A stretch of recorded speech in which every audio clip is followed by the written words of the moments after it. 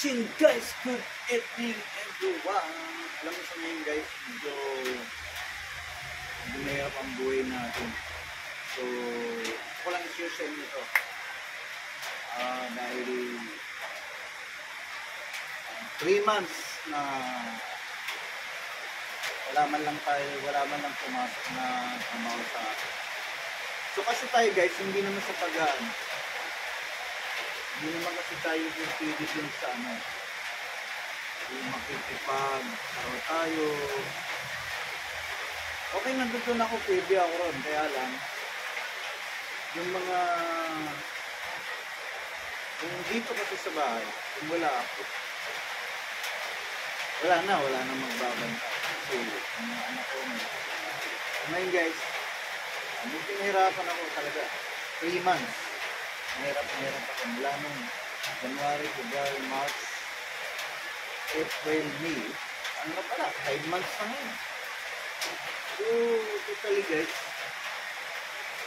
ganun pa man, nagpapasalamat ako sa Panginoon. Dahil hindi na tayo pinulogyan. Kahit na paano nakakaraos pa naman ako, kumakain pa naman ako, sa mga anak ko.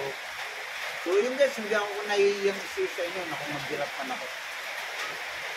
Yun ang totoong buhay ko.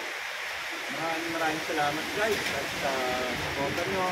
Ito na lang talagang tanging pag-asa ko habang tumatanda ako.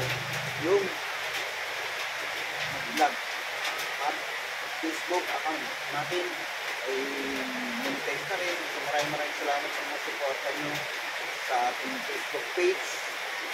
At kung bago ka pa lamang sa ating YouTube channel ay please pa-subscribe naman ako at comment and like and share para yun na lang yung talagang inaasahan natin ngayon. At kung qualified na tayo, kasi ano talagang vloggers na tayo, hindi na tayo yung mahihiya ng vlog dahil meron na tayong papel. Tulado na tayong vloggers guys. Tulad tayo. Ika lang hinto guys sa mga bagong vloggers ay huwag po kayong mag-give up sa yung channel. At may kahihinat lang po yan.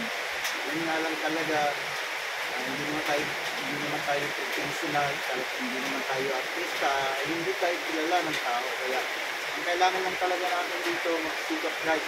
So yun guys, maraming salamat sa lahat ng sinuporta, sa lahat ng mga sinuporta natin.